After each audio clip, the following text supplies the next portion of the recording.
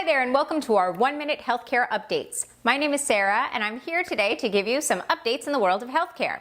Now, if you have any questions about your health insurance, you can certainly reach us in the comments below, or you can give us a call here at iHealthBrokers at 888-918-0518. As a reminder, we are licensed nationwide and there is no charge for our services. Also, as always, please make sure to like this video, subscribe, and make sure to find us on Facebook, Instagram, TikTok, and Twitter.